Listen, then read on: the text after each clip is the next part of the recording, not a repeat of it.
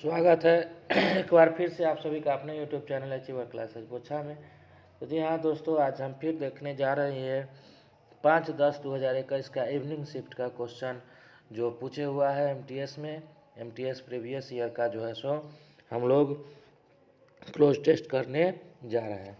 तो इसके आधार पर चलिए देखेंगे किसके बारे में चर्चा किया जा रहा है यहाँ पर। तो we are having a great time in Darjeeling, we are having a great time in Darjeeling, dash the temperature is heating, dash the temperature is heating. अब देखिए, whether the temperature is heating या ऑल्दो, बिफोर, अनटिल। बात समझ में आ रहा है? तो इसमें आपको जो है सो लगाना है कि क्या आपको यहाँ पे द टेम्परेचर इज हीटिंग मतलब इस सेंस में लगा रहा है। तो देखिए, वेदर का मतलब होता है जबकि, ऑल्दो का मतलब भी होता है जबकि। तो सेंस जो हम एक बोलते हैं कि आपको लगातार पढ़ने का जो है सो आदत डालना है। तो पढ़ने इसके आदत में आपको इसके साथ क्या राइम फिट कर रहा है, although the temperature is heating, ठीक है ना। ठीक है, टेम्परेचर हीट कर रहा था और हम लोग जो है सो दार्जिलिंग में गए थे, ठीक है ना। तो इसमें आपको क्या सूटेबल होगा, ठीक है। तो although the temperature is heating, क्या सोच रहे हो, although the temperature is heating.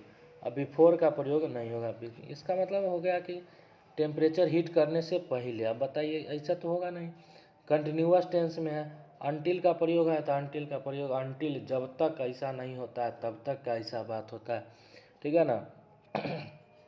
Weather का प्रयोग क्वेश्चन मार्क में यानी कि इंट्रोगेटिव सेंस रहता तो यहाँ पे क्या होगा, ऑल्दो का प्रयोग होगा, ठीक है ना। तो although the temperature is heating dash all time low this season. अब डैश ए, देखिए ऑल है तो ऑल से पहले ए लगेगा नहीं। Such all time low this season an all time, ठीक है ना। तो हीटिंग के बाद देखिए the temperature is heating an all time, क्या लगेगा, एन ऑल टाइम लगेगा। Temperature is heating an all time का प्रयोग होगा कि टेम्परेचर जो है सो ऑल टाइम जो है सो क्या हो रहा है, लो हो रहा है दिस सीजन में। दार्जिलिंग में घूमने गए थे। We did carry dash warm clothing, हम लोग जो है सो धोए हुए थे एक्सेप्टेबल वार्म क्लोथिंग। कैपेबल मतलब जो योग्य होता है उस सेंस में होता है, एक्सेप्ट करने के सेंस में होता है, सेटिस्फैक्ट्री के सेंस में होता है, एडिक्वेट मतलब काफ़ी होता है।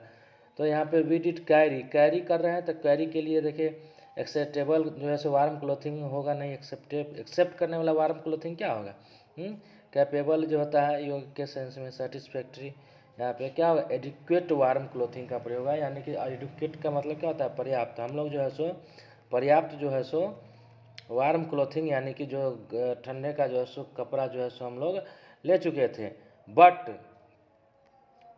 ठीक है ना, बट, अब बट लगाएं तो क्या होगा, but we completely dash our umbrella. अब इसका निगेटिव है बट, अब बट है तो निगेटिव सेंस उसका लेना है कि एडिक्वेट वार्म क्लोथिंग तो था लेकिन बट वी क्या, तो we forgot completely forgot our umbrella, पूरी तरह से अम्ब्रेला को क्या कम्प्लीटली फॉरगॉट कर चुके थे, यानी कि भूल गए थे, नहीं ले गए थे। आप फेल्ड तो कर नहीं गए थे, कहाँ अम्ब्रेला फेल करेंगे, अम्ब्रेला को फिनिश करेंगे, नहीं करेंगे। फॉइल्ड कर सकते थे लेकिन यहाँ मोड़ने का बात ही नहीं। बट मतलब इसका नेगेटिव सेंस में कि एडिक्वेट कपड़ा तो ले गए थे लेकिन भूल गए थे क्या, तो छाता जो है सो भूल गए थे। But we forgot our umbrella and it has been dash, it has been, powering का मतलब होता है उड़ेलना, पावरिंग का मतलब होता है उड़ेलना, स्लेशिंग का मतलब होता है काटने की क्रिया में, और ड्रेंचिंग का मतलब होता है गंभीर भीगना, बात समझे।